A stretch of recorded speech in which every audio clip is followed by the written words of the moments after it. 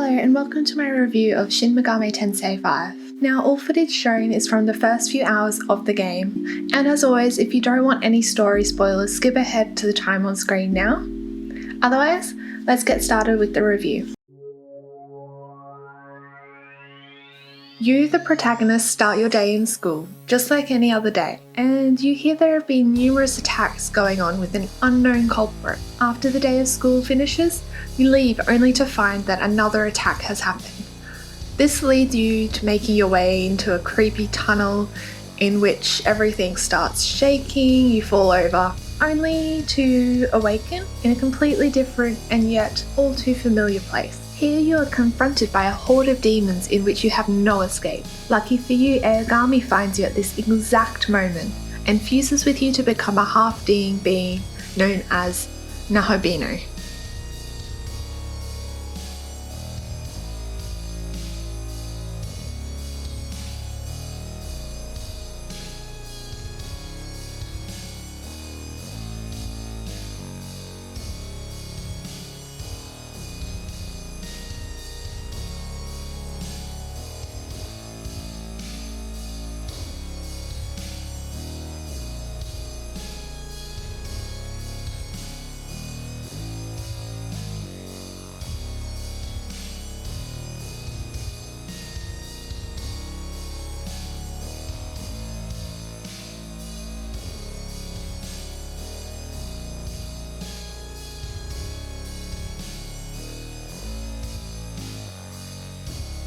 Now, as you progress, you learn more about the war between Lucifer and the angels, and it's up to you to save both Tokyo from its future state and change the whole fate of the world. No small task. The story is not focused on you as a character or the other humans that are also in the Netherworld. Rather, it is focused on overarching themes of disaster, wars, and humanity in general.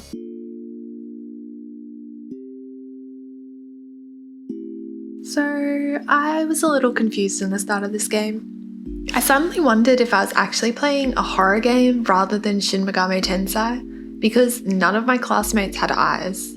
It was horrifying. Like Atlus, you first teased this game in January 2017. That is almost 5 years to copy and paste some eyes.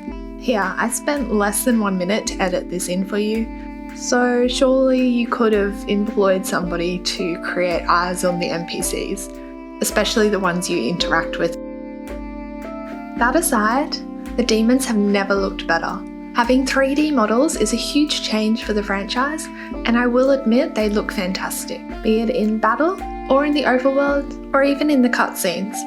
Speaking of the cutscenes, they all can be skipped, and dialogue has the option of auto-playing as well. Considering the majority of the game takes place in desolate areas, they managed to make it feel more alive by including little inclusions like the sand glimmering or the sand blowing around in the background of battles. Further into the game, you are met with some beautiful rich reds in areas, some areas bathed in bluish grey, and some greenery and water to help break up that seemingly endless sea of sand in the Netherworld. The visuals encapsulates a feeling of impending doom and reeks of disaster at all moments. Now, a nice little fun fact, the loading screen information on the demons is actually the same as that found in the Demon Compendium that came with the Premium Edition.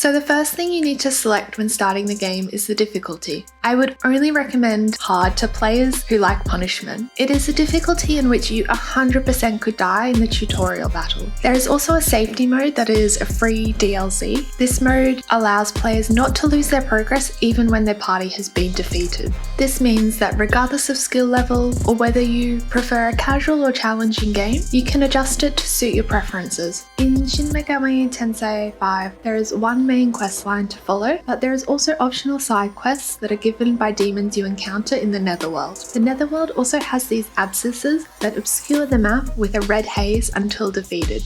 You net some pretty important rewards when defeating them, so my tip would be making these things a priority. SMT5 has no random encounters, which probably has people playing on hard difficulty letting out a sigh of relief.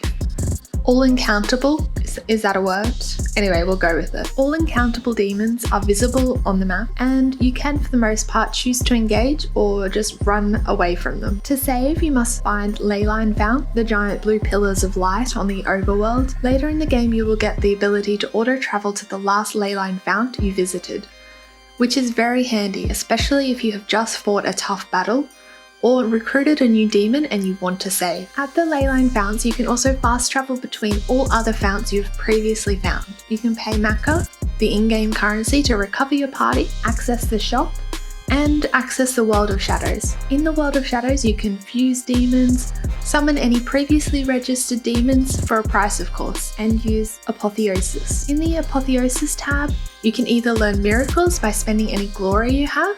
Glory is gained by finding these little demons called Minmen all over the Netherworld, or by finding silver boxes to smash. Now, miracles add permanent boosts to you and your team, such as recovering HP and MP when leveling up, increasing how quickly the Magasui gauge fills, or even the number of slots you have available for demons. Or you can use Essence Fusion at the Apotheosis, where you and your party can inherit either the skills or statuses of other demons. Now, this may all sound really confusing, but it is all clearly explained, and you can always check the explanations tab at any time. Demon fusions are integral to SMT5, and you'll want to utilize this feature throughout the game. So I would suggest getting familiar with this, as the possibility of how you build each demon in your party out is endless. I haven't even got to the combat system yet, but you will have to wait just a little bit more for that, because my number one tip for this game is just about to be shared. So the shop and even demon fusions can cost large amounts of Macca, right? And you might be in the game thinking, well, I'm struggling to earn Macca quickly, especially in the early game. I get hardly any from combat. Well,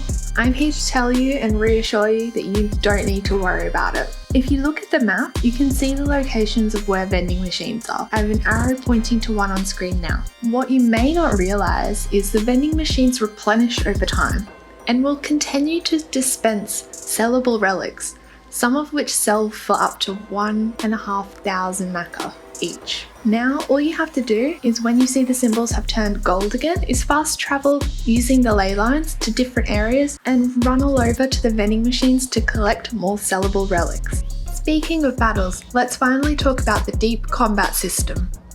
So in battle, you use the protagonist and up to 3 demons in your lineup. Once in battle, you can either use a basic attack or use a range of skills that consume MP in combat. These skills can be anything from healing to support spells to attacks that use a certain affinity type, for example, fire or frost. It is important to exploit enemy weaknesses and cause critical strikes, as it will give you an extra turn in battle. This allows you to potentially attack up to 8 times before the enemy can even move. The number of actions you have remaining is shown in the top right hand corner. Note that if you miss or use an attack that the enemy resists, your turn count will be decreased, sometimes by more than 1.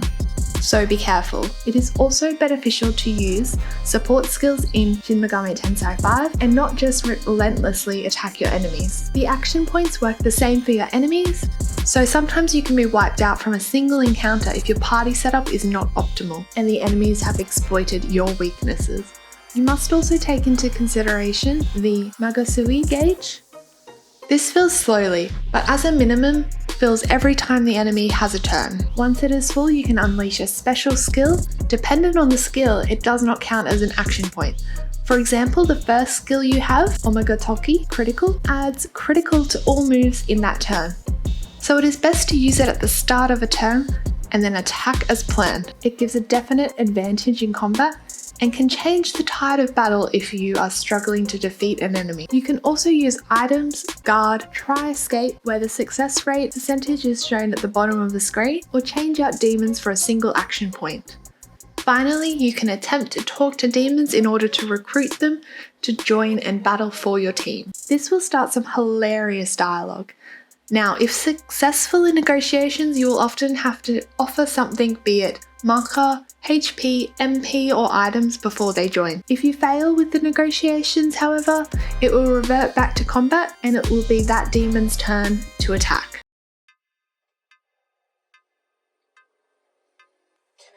The field tracks have a nice feel that matches the barren overworld, but I don't think any of it was particularly standout material. Music in combat doesn't actually start until either you or the enemy makes the first move, but when it does play, it hits hard with a metal rock vibe. I played SMT5 in English and the voice acting was fine. I did not have any issues with any of it. However, if you do prefer playing with the Japanese voice acting, you will have to download a free DLC in order to enable it. Now, I have really enjoyed my time in Shin Megami Tensei V so far. The rich game mechanics have really drawn me into the game, and I can confidently say it was well worth the wait. Both fans of the series and those in general who enjoy turn-based combat are going to love this game. Now, I will address it for those of you that may have only played Persona 5 in the past and are wondering if you should step into the world of Shin Megami Tensei V. I would definitely recommend it as long as you enjoyed the combat system from Persona 5 series. But in the end, you will ultimately have to make up your own decision on whether you play SMT5 or not. And with that, you've made it all the way to the end of my review. Thank you so much for watching. Bye bye.